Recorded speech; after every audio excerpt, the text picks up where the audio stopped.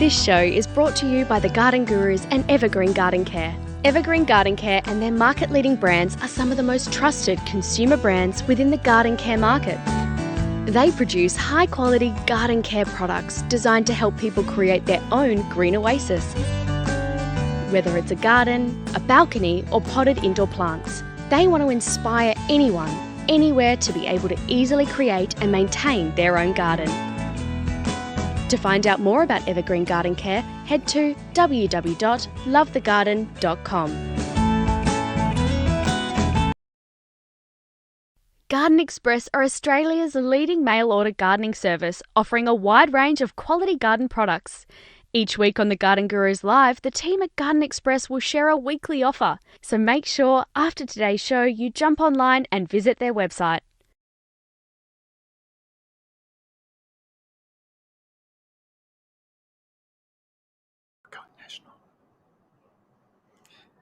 Hello, good morning. Welcome to the Garden Gurus Live. I'm Trevor Cochrane. It's great to see you. I hope you had a lovely weekend. Now, we have got a fantastic program for you today. Of course, this is all about answering your garden questions and supporting you. For many of you, daylight savings now kicked in, and for most of us, we're in the middle of spring. It's still a bit cool where I live, but that's okay. It's going to extend our flowering season a lot longer. We've got some really good stories for you today. A bit later on, I'll catch up with Marek Tucek. He's the manager of TUCKER Bush, and he joins the show to talk about native edible herbs and fruits that you really should think about growing at home. They are causing quite a stir, and Mark's done an amazing job developing the TUCKER Bush range. Garden Express will be here a bit later on. Hopefully we're catching up with David, and he's got a great offer for this week. And of course it is spring, so I know you're out busy planting, working on your gardens, and I'll show you the best potting mix to support your pot plants' growth. Now is the time to be repotting. I'll show you why you need to have a good potting mix. Now, if you've got any garden questions or queries, post them in the comment section. Remember, include your suburban state when you're asking your garden questions. Make sure you hit the like button. Also, we've got prizes to give away. We always have prizes to give away. Thanks to our friends at Fothergills. We'll have some packet seeds to give away. And of course, we've got a copy of that fabulous book, The Rose. In fact, it's one of the very last. So you'll be one of the very lucky ones to get your hands on them. So let's have a bit of a look at the questions and where they're coming in from. Let's start with Robert. He's in Langwarrin in Victoria. Hello, Robert. I've got a problem with a row of viburnum trees that continue to attract powdery mildew. Now, all of the treatments I've seen contain sulfur, which some experts say you need to keep away from these trees. Can I help? Well, interestingly enough, I doubt very much that it is powdery mildew. In fact, this is a fairly common problem that we're seeing in warmer climates generally, or in dry climates. And it is red spider or two-spotted mite that's doing a huge amount of damage out there at the moment. And it gets in under the leaves and it causes this silvering effect. And some people think that that is powdery mildew. So I suspect that it's actually more that problem than it is anything else. Now, interestingly enough, sulfur is actually a good treatment for this.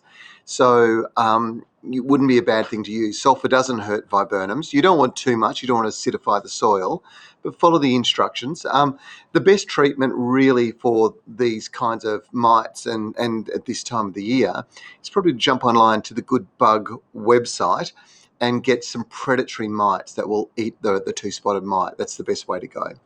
Now, very excited. Sue has said she's just received her first Caladium Thai Beauty on the weekend. Can't wait till she shows me her stunning foliage. Well, congratulations, Sue. They are a beautiful plant. Absolutely gorgeous foliage. And of course, they love it when it's warm. So they'll just get, well, just better and better as the summer comes along. Philip's in Hobart. Hello, I've got a 1-year-old peony that I planted last year. It's just coming through now. Can I move it now? Well, really probably a bit late. Winter is a good time to move peonies, but you don't want to do it sort of too late or as they're starting to grow. And being in its second year, you might knock it around if you do move it. If you can leave it and wait till winter next year. Paul is in Queensland. I'm concerned about the shrub in this photo. Now get a load of this shrub. I'm sure Jimmy's going to pop it up for us. And it's been growing well over the last few years. And I know I've taken for granted the large rainfall we've had in Queensland at the start of the year. Will the shrub recover by consistent watering? And what would be a good fertiliser for it? Well, I had to take a really close look at that shrub because it is suffering badly. And it's a croton. They're pretty common in Queensland, used outdoors as a shrub, and in the southern states we use them as indoor plants. But this one is suffering because of too much water. So what I would suggest you do is punch a couple of holes into the ground around the outside using a pipe, pull some of the soil out, and pop gypsum into those holes. Now, this is going to improve the structure of the soil in around the roots and hopefully add a bit of air in there. It does look like it's dried up, but what I would do is go back, give it a bit of a trim back, bit of gypsum, maybe a little bit of sea salt. Definitely don't go watering it too much. You don't want it to dry out to the point where it's too dry, but yeah, maybe 1 or 2 drinks with the hose, each week would be enough. John is in Townsville in Queensland. I've got a lot of black ants in my garden, shrubs and broms and other plants.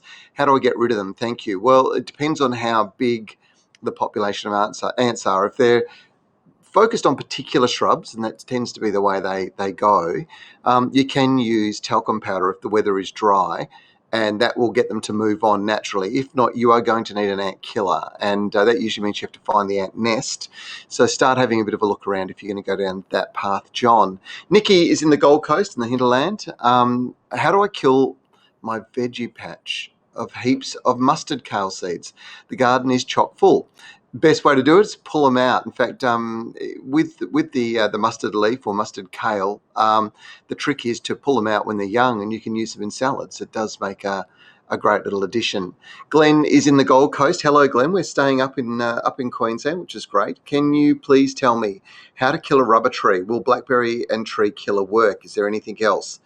That's the first question. There's 2 questions. Not going to answer 3. So here's the answer to the first one.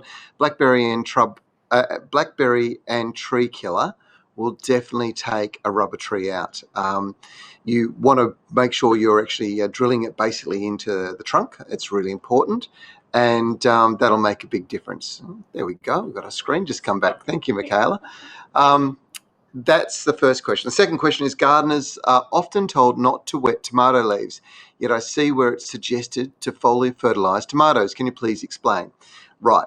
The trick is not to have too much water for too long, and the ideal scenario is to water in the morning. So apply a foliar fertiliser over the foliage in the morning on a dry day, and then the plant will take that up and it'll dry out. The key is to not have them wet for too long, and it's not because they get a fungus, but they get a bacteria called Pseudomonas, and Pseudomonas causes specking, black speck. So that's really the reason why you want to avoid it, and Pseudomonas is spread through water.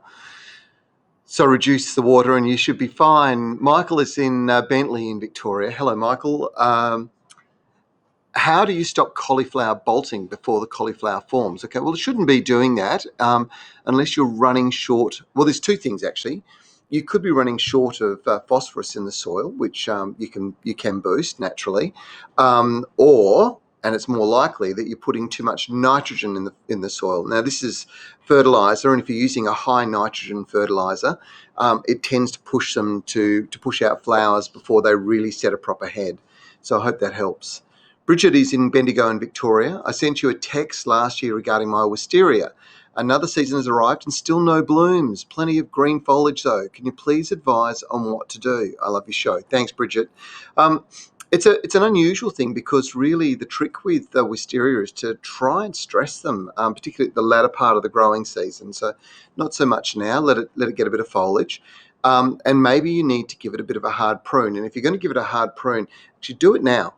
So it's putting on a lot of growth, so you can thin it out, and that new growth will produce flower buds hopefully for next year. But the ideal scenario is to let it dry out just towards the end of winter. So if you have towards the end of summer, if you have a dry summer and you're moving into autumn, make sure the water's not on it if you can help. If you've got sprinklers, don't let them run around that particular plant. Kelly's in Sydney. I have a serious issue with my avocado tree. It's grown from seed. This will be its 3rd fruiting season with not much success so far. Has plenty of flower buds, but the leaves are yellowing. I don't want to lose this year's crop and possibly the tree as well. Can you please help? Yes, I can. We were talking before about red spider mite, and avocados are one tree that actually gets red spider mite. And to me, it looks exactly like red spider mite damage, quite severe too. So again, head to the Good Bug website. This is how you want to treat this. So you want to bring predatory insects in that will eat those mites, causing that leaf drop. As far as fruiting goes, fruiting gets down to pollination. Pollination's generally done by flies. So you've just got to let Mother Nature do her thing, and hopefully that'll all work okay. But yeah, very interesting problem. Probably not what you thought. Again, red spider mite. There's quite a bit of it around. Jenny's in Forestdale, and there's a Portuguese millipede plague currently. They're eating all your strawberries. Help. Okay, well, there's a couple of treatments. You might want to head to the local garden centre where you can spray barrier sprays around the outside of garden beds.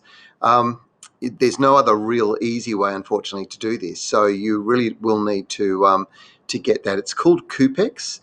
It's systemic, so you don't want it to be, and it tends to be residual, so it lasts for a while in the soil. So you don't want it to be anywhere near your edibles, because you don't want to be ingesting any of it by accident. But it's an interesting problem. Julie is in Perth as well. Hello, Julie. My roses have suddenly got black spots on the leaves.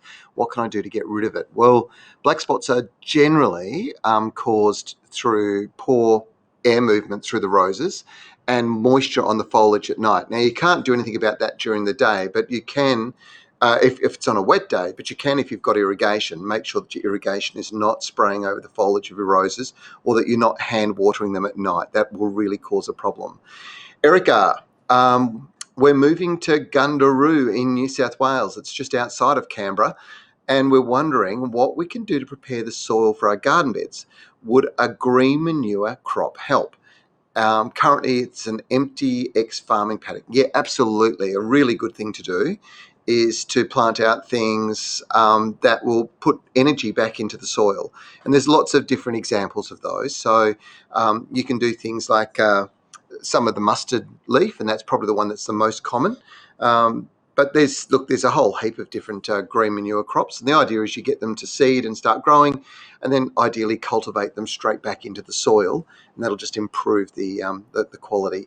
Now, Helen from WA, we've got we had three so far from WA. It's lovely to see you guys. Hi, Helen. We've got 2 eucalyptus cinerarias, one growing from seed from a reputable seed supplier, and the other growing tube stock from a WA nursery. They both look very different. Your thoughts? I think they are very different. I think the one on the right-hand side is definitely not cineraria.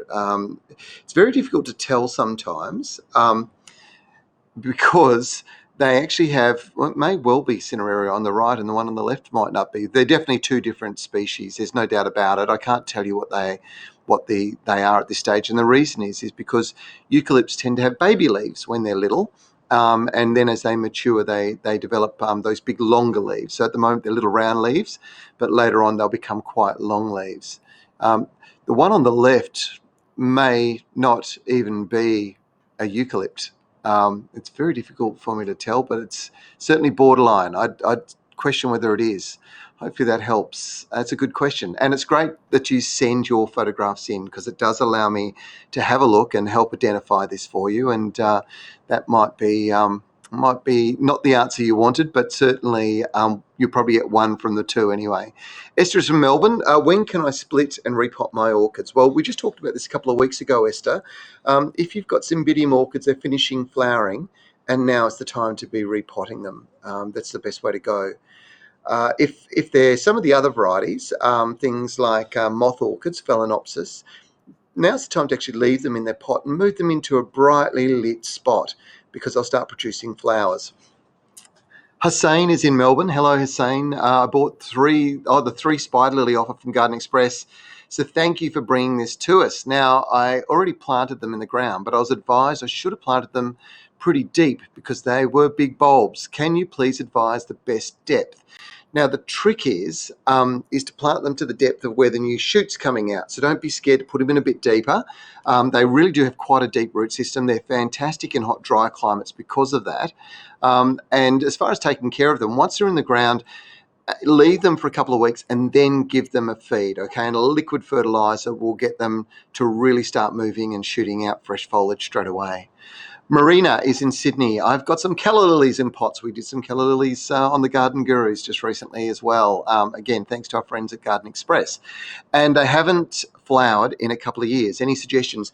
Yeah, look, my advice with Keller Lilies is to get them into a nice bright spot right now. So it's all about light with them and maturity of the bulb. So you've probably got a combination of those things. What I might do is I might throw to my mate David Van Berkel and bring him in, because there's nobody knows how to get flowers out of bulbs better than David. Good morning, mate. How are you? Yeah, good morning, Trevor. I'm really good, thanks, mate. Bit of advice on Keller Lilies, getting them into flower? Yeah, you're on the right track there, Trevor. With good sun, the performance of the flowering is based on how much sun they get. And if you're a little bit too much shade, you get these beautiful, big foliage leaves, often with the white spots on them. They're delicious to look at, Yep. but you get so much foliage and none of the flowers. So the sunny spot's the first key, but also it depends on the pot that you've got it in. If you were to buy a colour in a 20 centimetre pot, for example, it's probably only good in that pot for a year or two, and then it just can't get the energy levels that it wants out of the soil. As you know, your soils are always breaking down. Yep. But even if you add fertiliser in those larger pots, in a smaller pot, you just can't keep the energy level to a growing colour. Yep. So tricky is probably to repot them if they're quite root bound or bulb bound in those pots, and maybe give them a feed with a bit of a controlled release flower promoting fertiliser. Absolutely. So like you would with some of your shrubs and things, just up pot it into the next size pot, maybe probably not terracotta in this case, Trevor, because it can sort of take a bit of the moisture away. And when a colour is growing and wanting to flower, it needs regular water, like a bit more often than you might do a normal shrub. Okay, all right. Well, that's great advice, David. Speaking of Keller Lilies, it is the time of the year to be getting them into the ground. Have you got an offer at the moment going that people might be able to pick some up? Absolutely, Trevor. We've got for the Garden Gurus viewers the Keller Lily Ultimate Collection on our website at the moment, featuring I think 5 or 6 bulbs, 7 bulbs we've got in this one. Wow. White, black, yellow, a couple of pinks, a bicolour sort of purple tone with a white throat on it. Beautiful collection that we put together just for the Gurus viewers. Awesome. Now let's talk about Keller Lilies, because I used to know them as Sandertesia lilies when I was a young fella coming through horticulture, and sort of in more recent years they really have got that Keller Lily brand. Where are they best planted in our home garden? We'd like to have some free draining soil, full sun as we discussed, but a really good free draining soil, maybe a bit of afternoon sun's probably better than the morning sun. They really don't mind to have that, that warmer temperature coming at them. The roots grow out of the top of the bulb and pull the bulb into the soil. So you don't really want to plant it that deep. It will pull itself to a depth that it likes. Wow. When it's dormant, we don't want to have too much moisture around it either. So the free draining is really important for a colour. I've got a couple of varieties in my garden that are particularly good. One that I love and gets a lot of comment because of the colour is Black Diamond. It's pretty much a dark, almost black, isn't it? Yeah, there's been a few blacks over my time with the Keller Lilies. Hot Chocolate was probably one of the first ones, particularly in the cut flower market. But the Black Diamond is one of the latest and the greatest, Trevor, and it's featured in the collection that we've got for the viewers. And of course, the thing with it is that when you look at your Keller Lilies, the flowers are just gorgeous when they're cut and brought inside and put in a vase. Oh, and lasting for ages, probably 4 to 5 weeks out of a colour bloom if you pick it nice and fresh. Now, 7 bulbs, that's not going to be cheap, mate. They normally be sort of around that $90 to $100 mark. What's your deal? Well, our deal is the 7 bulbs, as you say, valued a bit over $90. Doing it for $45, Trevor, 50% off. Wow! The Guru's Ultimate Collection of colours. Good deal. I know it's a good deal when Michaela's sitting in here and she goes, "Wow, good deal! I've got to get onto that."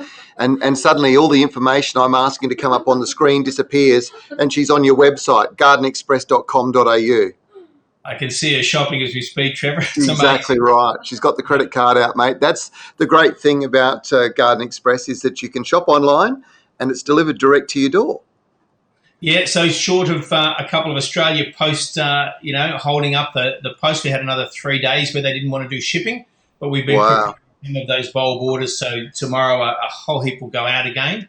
So the Post's really struggling at the moment, but we package our Wow. plants so fantastically that they'll make the distance, and we guarantee 100%, Trevor, on the product that we supply. That's awesome, David. Well done, mate. Regularly $90.30, but now only $45. That's an amazing deal. 7 of those stunning Keller Lilies, and once you've got them, they replicate in the soil, and you end up with beautiful big clumps of lovely colours. So it's a really good way to get started if you haven't grown Keller Lilies before, folks. And as to your viewers' comment before about her colour in a pot, for sure, if you want to lift that out, you'll probably find there's little bulblets on the side. So if they wobble a little bit, maybe like a wobbly tooth, just break them off and put them into a pot, and they'll grow up into their own bulb. But just allow them to dry out, put a bit of talcum powder on it or something, just to seal that wound where you break it. But don't be afraid to make that multiple off your bulb.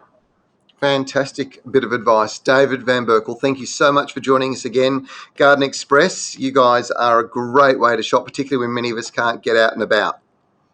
Thank you for your vote of confidence, and great talking to you. All right, mate, we'll see you next week. Folks, how good's that? That's a great deal. Remember, if you like this, hit the like button. That shares it with all your friends. And, of course, as you're writing in, make sure you tell us where you're from, because it does make a difference sometimes to the answers. Like Rachel is from Melbourne. Her dad's garden's been neglected for quite a few years, but they're trying to reinvigorate it. Now, she saw that you can use compost, but once we fill the bin, do we have to wait, and how long do we wait for it to settle and to be usable? So saw worm castings. Is this an option? Do we sprinkle it or layer it? Okay, so let's go back to the compost bin. Generally, a compost tumbler is going to take somewhere between sort of 8 and 12 weeks to compost if you're turning it once or twice a day. Now, remember, a good compost is a mixture of pretty much 50% green and 50% dry. So that can be paper, dry leaves, all those sorts of dry things that are coming out of gardens, usually from under trees. And then the green can be things like your lawn clippings. So they are a really good source of nitrogen and moisture. And when they're mixed in together, this causes them to superheat, and that gets them breaking down. Now, that superheating is actually all the microbes in there consuming all the green waste, turning it into nutrient. So, or into a soluble organic mixture anyway that your plants will love. So my advice is that you make sure that you are definitely using compost. Regardless, you do need to be using it. Worm castings is a very different thing. It's actually processed manure. So it's just the manure of the worms. And what you want to do is just sprinkle it or collect the juice. You can collect the juice and actually put that in as a liquid fertilizer. And generally, it's a very mild liquid fertilizer. If you put about 10% into 10% of a watering can, so average watering can's 9 or 10 litres, so about a litre or so. The rest of it water, then water it in around all the plants, and that'll really do the world of good. Sherry is... I'm not sure where you're from, Sherry, unfortunately. Can I grow a crown of thorns from a cutting?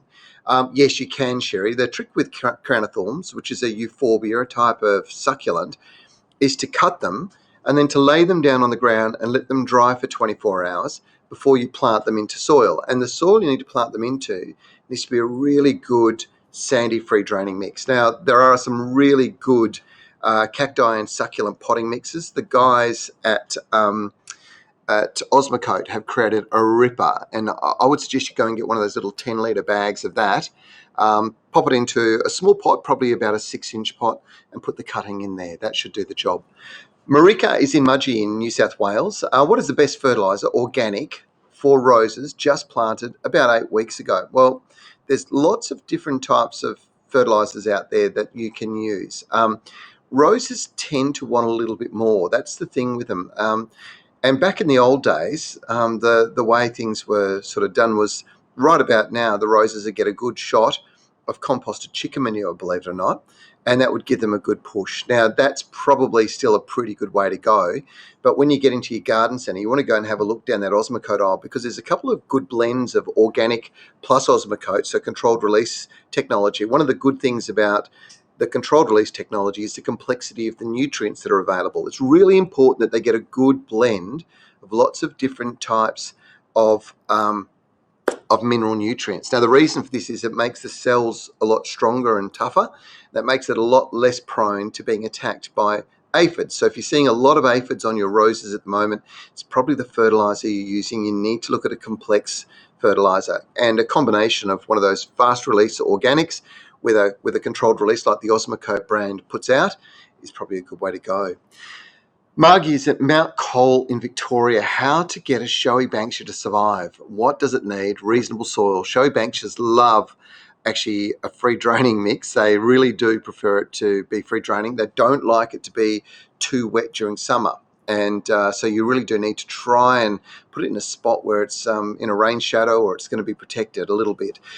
They can handle semi-shade quite well, so under the protection of another tree. But the ideal scenario is to have a full sun position. If you can do that, you'll get great results, Margie. Rita is in Red Hill in Victoria. We have a grass tree, and I'm not sure if it's dying. It is still quite small, but it has like another head coming out from the side. Should we remove that or see what happens? The grass is at the top, the grass at the top has gone brown. So that's an indication that it's probably got some kind of fungal rot. And there's a product that Yates produced called anti-rot. And I would suggest you get your hands on that, and you mix it up in a watering can and drench the plant. Now, it may be too late. The growing tip at the top may have already been damaged, but what you will do is knock back the fungal infection, and that little side shoot, which is a blessing, will turn into the trunk. So you'll end up with a bit of a bent trunk, but you'll end up with new growth and you won't lose the plant. Grass trees are a member of that monocotyledon family, so they only have one growing shoot. So once you cut that, generally it's all over. Bit of a worry. Now, Vivian, I'm not sure where you're from either, Vivian. You guys need to let me know where you're from, because it does make a difference, particularly with this question here. Vivian, I have less flowers on my mango tree. It's our second year of the tree fruiting. Now, if you were in Perth, for example, I would say to you that's because we've had a cooler, wetter winter, and it's still cool and cold. And you'll probably see that you'll get more flowers coming through a bit further down the line. But if you're in other parts of the country, like Queensland, well, your tree should be well and truly fruited and little mangoes starting to form. You can sort of stimulate better fruiting with mango trees by putting in a flower-promoting fertilizer, and there are a lot of them. But yeah, I would take a look at that, I think. Tyson is in Boronia in Victoria. We're all over the place at the moment. Which fruits and veggies can you grow and cannot grow in Boronia in Victoria? Well, right at the moment, there's so many things you can grow. So you can be putting in a lot of the leafy green vegetables. So your lettuces, some of your Chinese or Asian veggies, the cabbages and so on, they're all fabulous. They'll grow really, really well. But root vegetables are also brilliant. So parsnips, obviously carrots, and then the last one, which will start flowing through right at this moment in time, or the last two groups, I'll give you two, are the tomatoes, the capsicums, and the chilies, because small plants will really establish quickly if you plant them now. They're all from the Solanaceae family. And then the very last group I'm going to suggest are things that are like the zucchinis and cucumbers, and of course your pumpkins and your watermelons. All of those are going to take off if you plant them now. So there's a lot to plant, and that pretty much runs across most of the country as long as you're starting to get some warm days. Liquid Blue on YouTube, Sydney's East. Hello, how are you? It's great to have you join us. I have a building population of green aphids on a mix of my plants on my balcony. I don't like to use chemicals. How long should I wait for beneficial insects to arrive? Well, the ladybugs should be appearing before your very eyes, and they won't be active in the morning. They'll be active in the middle of the day. So they're the ones that'll start to bring control over the aphids. There's not a lot you can do except for maybe put up a very brightly coloured piece of paper behind your plants on the balcony. So if you put up an A3, bright yellow or bright orange piece of paper, it will attract ladybugs from a distance. They will spot it and head to it before they go anywhere else. So being on a balcony, you might need to be putting up the light and getting their attention. Shannon is in Melbourne. Hi, Shannon. I'm wanting to plant some Australian natives in a couple of pots in my backyard, and I'm wondering if you're able to recommend some that don't grow too large and are suitable for Victoria's climate. Well, there's a whole heap of amazing native plants that you could grow. Recently we've done some sort of a bit of focus on some Baronias that have been released, and they are just magnificent. There's some beautiful new ones out that you can get your hands on in your local garden centre. The same goes with those wax flowers, which make magnificent pot plants. There's some lovely compact forms, and they'll do really well. The compact ones are the ones you really want to go for. So have a look at those. Michelle is on Bribie Island, which is in Queensland. It's just off Brisbane. And could I help you selecting a suitable plant? Oh, we've got a photo. This is great. So remember, folks, you can send your photos through. Thanks, Michelle. We live on Bribie Island, halfway between the Sunshine Coast and Brisbane. Soil's obviously very sandy and the water is very expensive. We're looking at a coastal native type grass that can stay green with very little water and withstand a bit of pool water spray at the same time. Looking at the attached image, if you could recommend anything else, that would be great. Okay, well, my suggestion would be that you look at some of, and they're not all suitable, so you'll want to talk to your local garden centre, there's no doubt about it, but some of the Limandras are absolutely brilliant in an environment like that. Now, they're a strappy leaf plant, there's a couple that would be just superb down there. Have a chat to your local garden centre about the Limandras that perform best in Queensland's conditions, because some Limandras don't like the humidity, so they'll know the specific varieties without any doubt at all. Liz is in Meadowbank in Sydney. I've got a bright balcony. You can hear the phone ringing in the background here. It's okay, we're turning it off. I've got a, let's have a look here. I've purchased I've got a bright balcony and it gets very little direct sunlight. Is rosemary likely to manage under these conditions? Lavender is thriving to my surprise. Well, if lavender does well, rosemary will do well, Liz. That should help you straight up front, because those two have very similar demands and they come from a very similar sort of growing environment. Yvonne is in Darwin. I've purchased a blue crop blueberry plant. Is it going to fruit or does it need cold weather? Now, you're in Darwin. Typically, they do need cold weather, but there are some blueberries. In fact, some of the best breeding of blueberries is being done just north of Perth. And it gets pretty warm and dry north of Perth, and our winters are not that cold. They're certainly a lot colder than Darwin, but it's a typical question. I would say if you've bought this in a mass merchant and they've had that and just bought them in and sent them to all their stores across the country, it's probably not the right thing to do, because blueberries will probably struggle in Darwin, to be perfectly honest. They do need chill factor. Audrey is in Canning Vale. Hello, Audrey. Great to have you join us. I've got a dwarf mulberry in a half barrel. Should I plant it out? What pests could it attract? Don't know about pests. Well, look, blueberries can get fruit fly. I suppose mulberries can get fruit fly. That's certainly one. But not too many. Mulberries are a pretty tough plant. You can plant it out, or if it's a dwarf, you can probably leave it in a half wine barrel. It's probably going to do pretty well. Sabrina is in the Gold Coast in Queensland. Hello, Sabrina. We are just belting through these questions today, aren't we? We're doing really well. Thanks so much for sharing where you're from. It does make a big difference. Sabrina's in the Gold Coast in Queensland. What's the best fertiliser for Bosnia plants that are struggling, please? Now, I'm not quite sure what a Bosnia plant is. Sometimes common names can confuse us a little bit. But the best fertiliser for any plant right at the moment is going to be a good controlled release fertiliser. Osmocote is a great one, and I'd suggest that you go for the all-purpose, because I'm not quite sure what you're talking about here when you say a Bosnia plant. Now, if you would like to send a photo in, that will help me enormously, and more often than not, we'll work out what it is pretty quick. Julie's from Melbourne. Hello, Julie. We had our Chanticleer pears pleached into a hedge. Sounds lovely. And the cut looks quite harsh. There are a few leaves starting, but I'm worried that they might have been cut too hard. They're about 12 years old. So the trick is, wherever there's growth that occurs under the main cut, so you want to get that nice pleach. So pleaching is this technique where you have the plants grow up like this, and then you have like a big hedge that's right up in the air. I'm hoping I'm describing this well enough. When you prune, often what you bottom prune, so where you've pruned, you'll often see sort of fresh growth start to grow out underneath that. What you want to do is pick all that growth off and push it all the way to the top of the pleaching. I don't think you can't really cut a pear back too hard. You really can't. So I think you'll be fine. D is in Port Macquarie in New South Wales. I know I'm doing well when Michaela can't keep up with putting all the questions that are flying up on the screen with me, but D in Port Macquarie, New South Wales has a healthy lemon tree in a big pot.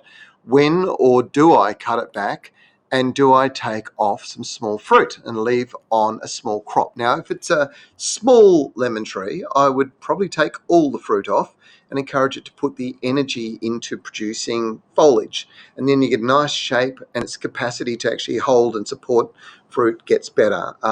If it's a reasonably large tree, you can pick some off. It's just going to make the fruit larger as it goes. It's completely up to you. Lemons are remarkably easy to grow because you don't really have to do anything with them.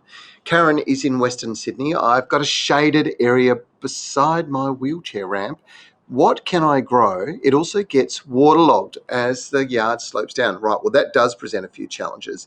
But there are some really beautiful dwarf aces or Japanese maples that are out there that I would thoroughly recommend you take a look at them, Karen. Maybe you want to go online to gardenexpress.com.au and check out their website.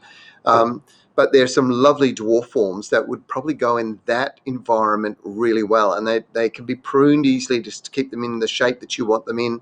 But they are magnificent. They always have beautiful coloured foliage, etc. So something to look forward to. Shelley is in Para Hills, South Australia. Okay. My black-eyed Susan vine leaves are struggling and the leaves are yellowing. I don't water much due to being lucky with the rain. Okay. They don't like too much water. That's one thing. They don't like it too cold. And Para Hills can get very, very cool. I reckon it's just suffering from the cold. But of course, the other thing about Para Hills is that it can get very hot once summer comes around. So once summer is coming along, then definitely keep the water up to it. But at the moment, I don't think there's a lot you can do. I'll just let the weather warm up and see how it goes. Marlene is in Point Lonsdale in Victoria. I have a grass tree with the grass going brown. Okay, all right. So we just talked about this before. Is it still alive? Does it need to be burnt off? I wouldn't burn it off, okay? I suspect what you're seeing here is a fungal infection, and there's a product from Yates called Anti-Rot. You can literally soak that over the top of the tree, and hopefully it'll kill off that fungus before it's killed off the growing bud. Otherwise, you've lost your tree. Good luck. Now, to get your hands on one of these amazing packets of seeds, and I noticed that they've got these really cool strawberries, and they've got red and white varieties just for something different in the Fothergill's range. All you have to do is, in the comments section, share what edible native plants you've planted in your garden and why.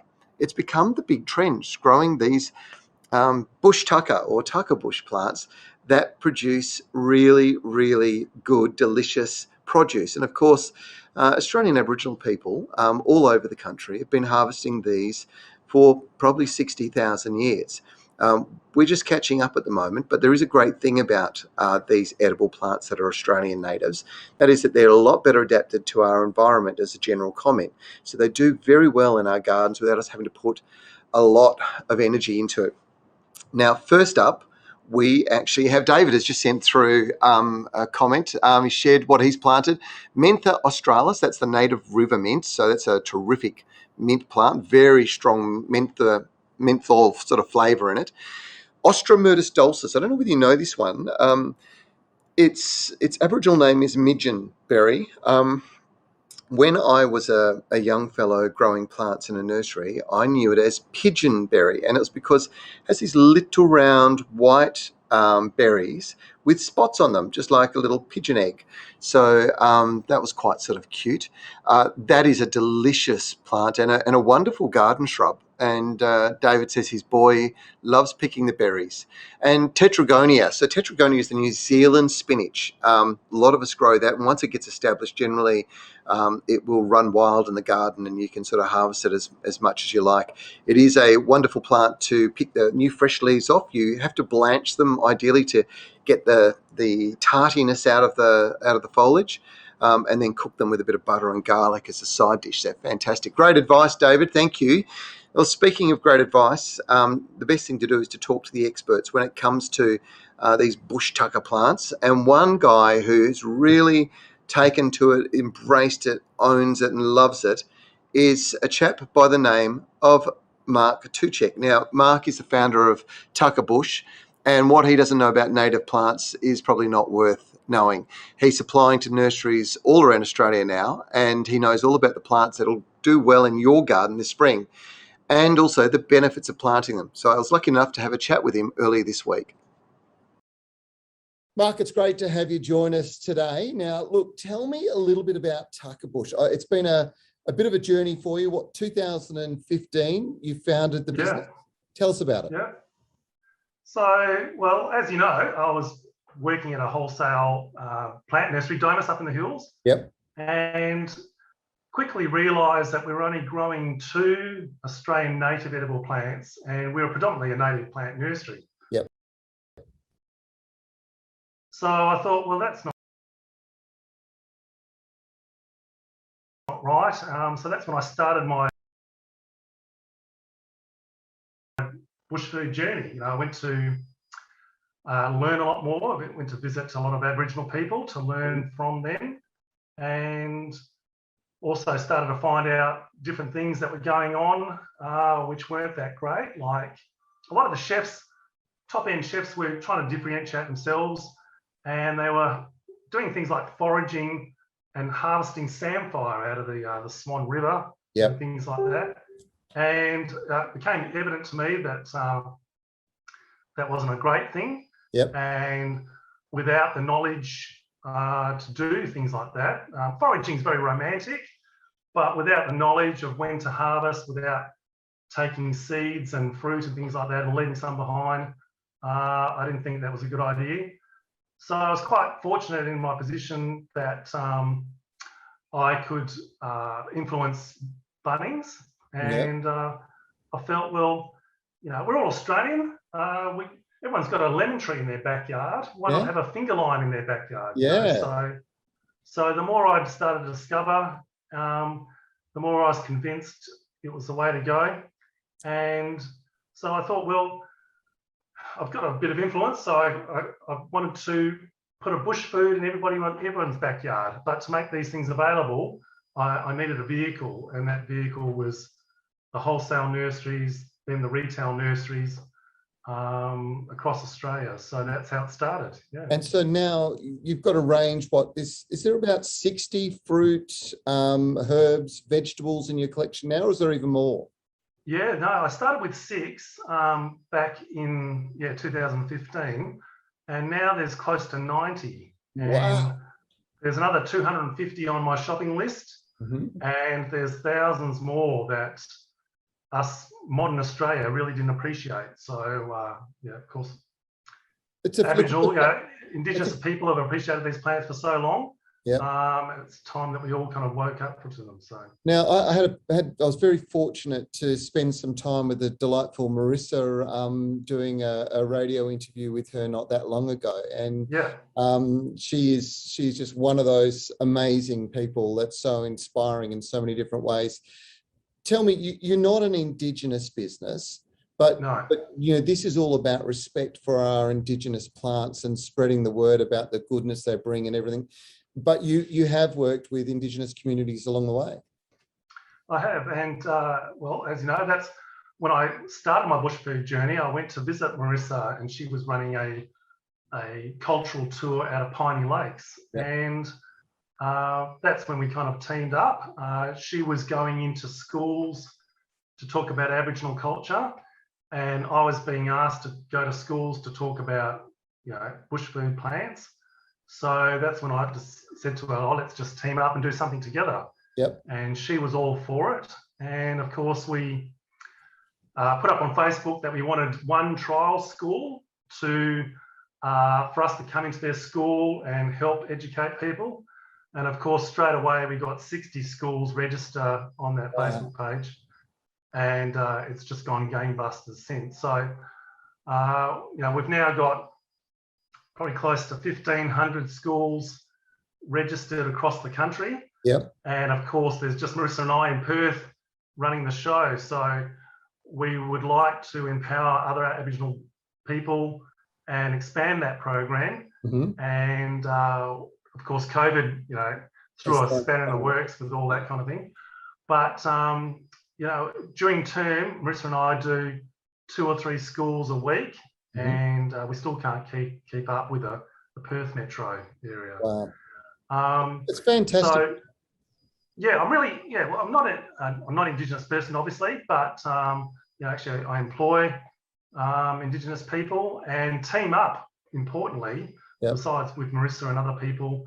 And I think that's important going ahead. So absolutely, there's some pretty amazing plants too in your collection. Some that have medicinal values that we just don't realise the value of the plants until one is you've identified them and obviously worked with local people to identify the benefits. But now you're actually spreading the word. Tell us about some of those plants. Well, really, that's where it becomes really quite important. So Marissa and I have got an understanding where I had permission to talk about some of these plants, but a lot of these other plants I don't. So that's when I just leave it to Marissa to talk about some of these plants. And the best way to go about it is really, I encourage everyone to go out and walk on country with people like Marissa. And there's so many other Aboriginal tours around there. I was lucky enough to go to Kununurra just recently. Yep. And we went out on country, myself and Anne just went out together with Auntie Denise and Collier, and they took us out and showed us things. Oh, cool. And it's so important that we ask rather than take. So I find that if we're asking and permission and things like that, sharing knowledge comes easily. So the medicinal plants, there's a lot that we don't even scratch the surface on. Like native lemongrass, for example.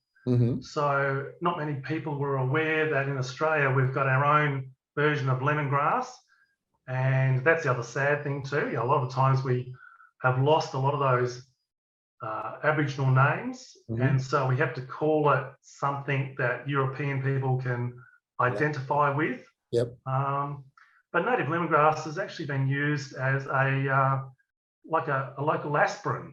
So besides being really nice to flavour fish and make teas out of, you can actually use it as an aspirin, local aspirin. That's incredible. Now, tell me, the bit that what you've done, what you've taken on is a really an important thing in society, I think, Mark. But you come from a horticultural background. You are a horticulturalist. You know plants better than probably most people. And the bit that's going to be important in this is taking those plants from the bush and cultivating them in a home garden environment. That's where you bring the practicality to the fore, isn't it? Yeah. So a lot of people don't realise it takes me about 2 years to take something, like to propagate it or trial it and to put it in a pot and then have it presented in a garden centre. So it's actually quite a long process, and people don't realise that, the work involved. Like everyone would like to have a bit of their own bush in their own backyard. But some of the times it's not really suitable. Some people only have patios or balconies for gardens.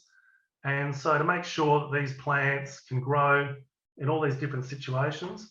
And also Australia's a massive place. We've got plants in the range from far north Queensland to Tasmania to this side of the country. And of course, not all of them grow. So we've got plants over here in WA that Queensland doesn't have available.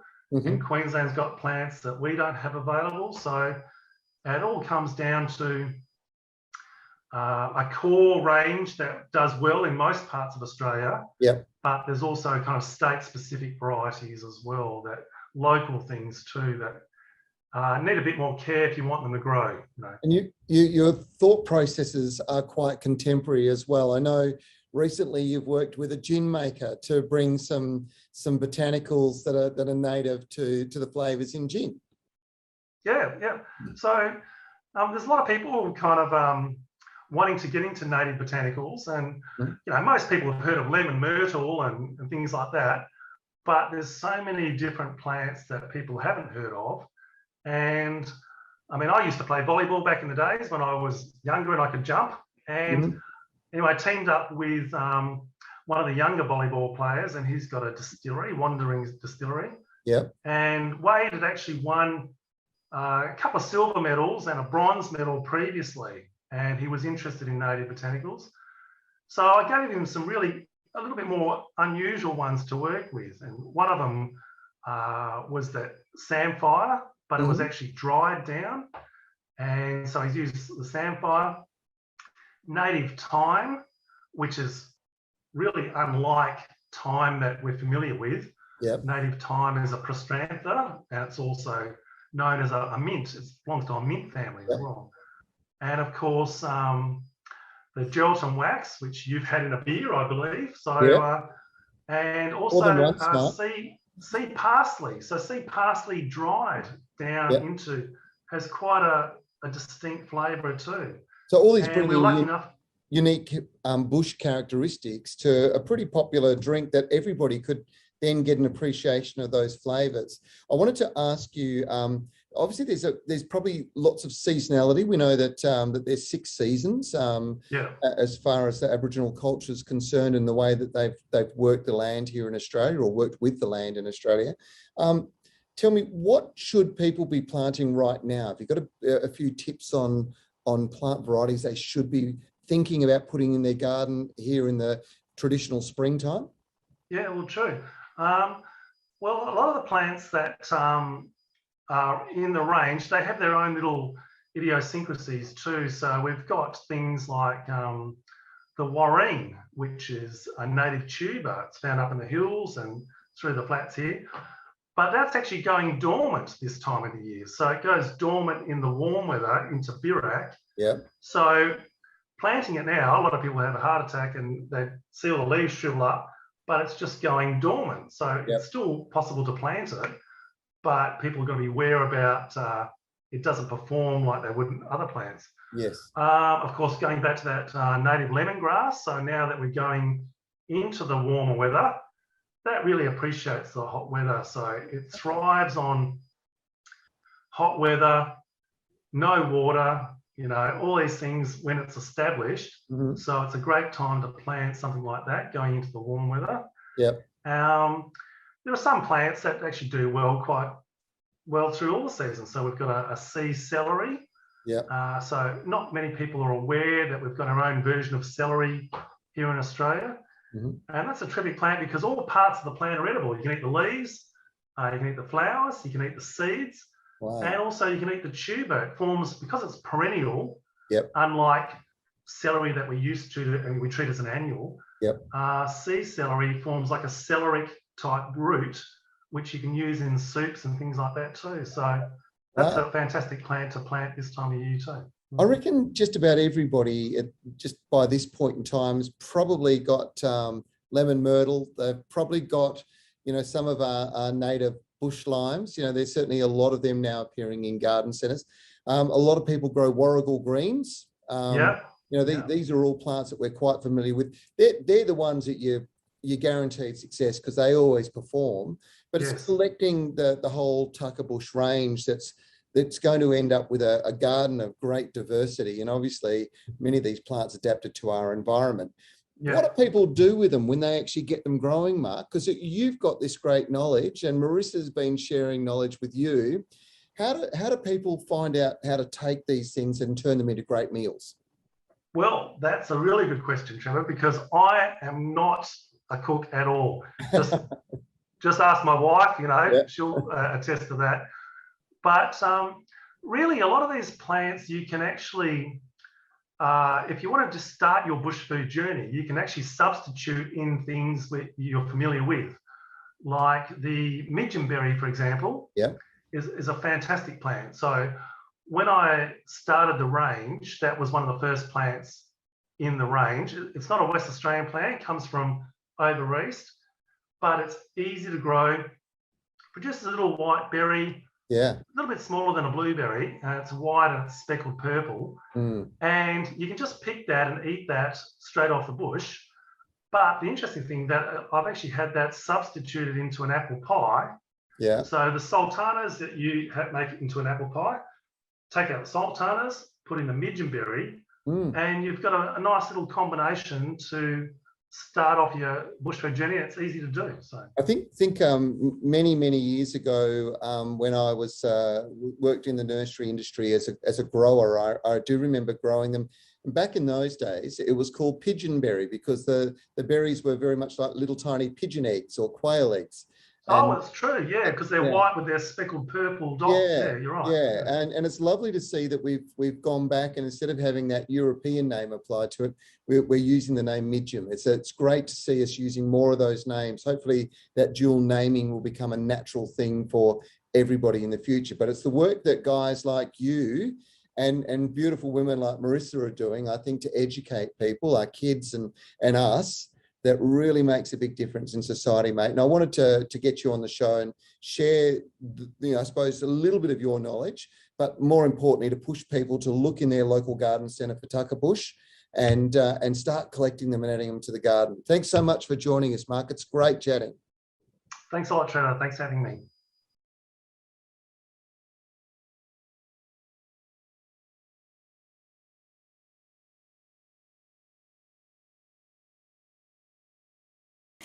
There we go. Sorry. What an amazing story. These guys are doing some amazing work with some of our favourite plants. And you've got to understand that in many cases, these are just bush plants that were out growing in the bush, and to be able to make them more available to all of us means that we have, well, more of them actually in our environment, which is great as well. So well done, Mark, and all the team with the Tucker Bush collection. Now, let's fly into a few more questions, and I'm going to just talk to you briefly about potting up and getting your plants growing really well. Now's the time to do it. Pilly is in Sydney. Hello, Pilly. How do I propagate the African blood lily? This is a beautiful plant. It's got huge, big, tongue-like leaves, like just magnificent dark green, and it produces this red flower. It's called Hemanthus Coccinea, and it is just gorgeous. Now, the interesting thing about this particular lily is that it comes from Africa. During the summer, it goes dormant after it's produced its flower, which means that's the time to dig it up and break up some of those bulbs. Now, you have to do it very carefully. You'll have lots of little bulbs. You take those ones away, you plant them out, and you'll end up with more of them. Real collectible plant. I just love it. Now, remember, very important to make sure you hit that like button for us. It's really, really good. It does share the stories as we're going along with all your friends. Joanna's in Perth. Hello, Joanne. I've got an anthurium that's growing in water and stones in a glass bowl. What's the best fertilizer to make sure it gets all its nutrients? Well, actually, it's a really good one because there's a brand new one out, Pour and Feed, which has been introduced by the guys from Love the Garden, the Scott's brand or family of different brands, and very, very good for specifically that purpose. So Pour and Feed, keep your eye out for it, really good. I'm going to talk to you about potting mix. All right. So on the weekend, in fact, the last few weeks, you will have seen the guys doing various bits of potting. And one of the potting mixes that they're constantly using all the time on the show, Nige and Bonnie in particular, is Performance Naturals Potting Mix. This is a brand new brand. Very few people know it yet. It's from the guys at Scott's. It's an organic-based potting mix, but it's perfect for fruit, flowers, veggies. Basically gets them twice as big. And it uses 100% natural ingredients. It contains a really unusual form of nitrogen called Nature N, which is fast-acting, and it's a unique natural ingredient, which basically means that you've got the fast, immediate impact, but then you've also got sort of sustained growth thereafter. So it's a combination of fast and slow nutrients. The other thing about this is many of the organic potting mixes didn't have a good range of nutrients. This one has got a really good, rich blend of different types. With an organic-based potting mix, it's absolutely brilliant, and it's perfect now because what we should be doing right at this moment in time is either planting out new plants in the garden, so window boxes full of flowers, and you could be putting your bulbs in there or any of those sorts of things, or alternatively, repotting existing plants. And that's the other thing, is that there's so many plants that have weathered through the winter, they've got through, spring's here, they want to take off and grow. You put them into nice fresh potting mix now, slightly bigger pot with some fertilizer, and you are going to see some amazing results. They will take off and do really well. I suppose the most important thing with this is that it has a really good organic base to it. but it's also the broader theory that the guys at Scott's are doing that I love. And this is when it comes to plastic bags. So you've got no idea how many plastic bags of potting mix there are out in the marketplace. There's literally millions of them. And all of those bags generally end up in, well, basically landfill, which is a huge waste. And it's obviously toxic. It's not something we really want. But the guys here at Scott's have developed I'm going to get Michaela just to scroll back up for me, have developed a program through the guys at Red Cycle, which basically sees 50% recycled plastic used in the manufacture of the bags, and then the bag is recycled back through the Red Cycle program. So we're seeing this reuse of plastics. Plastics, when they get into the environment, are probably not a good thing, but they are something that once they've been created can continually be used as long as we recycle. So this is a very clever thing to do. So when it comes to potting mix and thinking about how much potting mix you need, grab one of the big bags. They come in the big 25 or 30 litre bags. I'm not sure exactly what that is, but the typical big bag of potting mix that you would get. When you get your plant, if you've got a plant in a 200 ml pot, look at taking it to a 250 ml pot and filling in around the outside with that brand new potting mix. What it'll do is it'll encourage the roots to grow out into that fresh mix. And this has got all sorts of goodies in it too. It's got blood and bone, seaweed, biostimulants, which are really important because they're actually encouraging microbial life in the pot. And then you've got some of those rich sources of nitrogen, things like feather meal and chicken manure. So this is great. It's a really, really good product. And now is the time to be getting your hands on it. You'll find it in your local Bunnings store. It's a pretty cool product. So now's the time to be getting out. It's the Evergreen Product Feature of the Week, Performance Naturals Potting Mix. How good's that? All right, now I'm going to get Michaela to scroll down. We have had a pretty big run this week, haven't we? We've done so much over the last hour. In fact, we're just over the hour now. So we've got a few things that we have covered, but I'm just getting notes as we're talking. If I look a little bit lost, it's the reason is the Garden Gurus has been running obviously on Channel 9 each weekend. How have you been finding this season? Now we're back this coming week with another episode. Here's a little preview on what's coming up.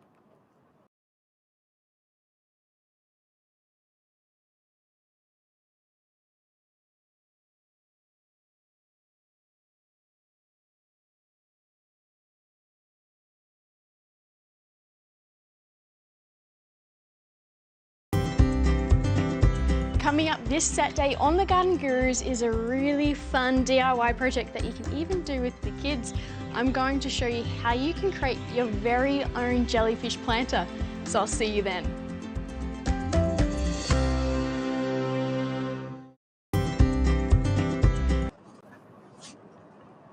Wow, we've got so much coming up, so much to look forward to.